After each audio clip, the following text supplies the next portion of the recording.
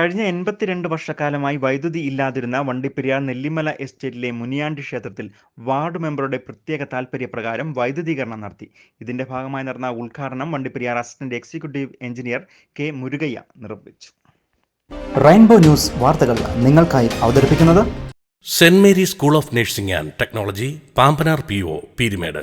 Phone 9961313770, 9947431558.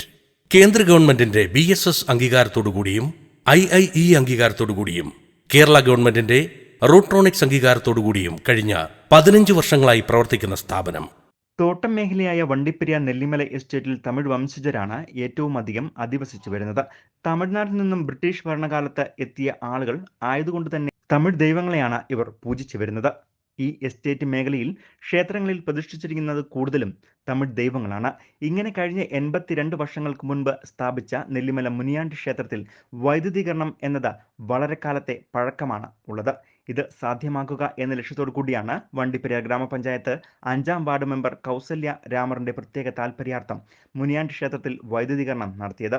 ഏകദേശം 30,000 രൂപ സ്വന്തമായി ചെലവാക്കിയാണ് ക്ഷേത്രം വൈദ്യുതീകരിച്ചത്. ഇതിന്റെ ഭാഗമായി നടന്ന ഉദ്ഘാടന യോഗത്തിൽ വാർഡ് മെമ്പർ കൗസല്യ രാമർ അധ്യക്ഷയായിരുന്നു. Vandiperiyar assistant executive engineer K Murugaiah switch on ചെയ്ത ക്ഷേത്രത്തിൽ വൈദ്യുതി നൽകി ഉദ്ഘാടനം ചെയ്തു.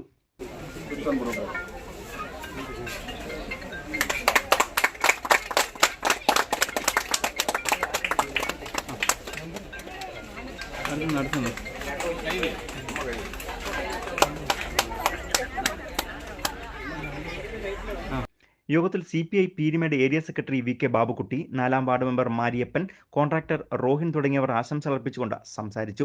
പരിപാടിയിൽ നെല്ലിമല എസ്റ്റേറ്റിലെ മുഴുവൻ വിശ്വാസികളും പങ്കെടുത്തു. News bureau, Vandiperiyar.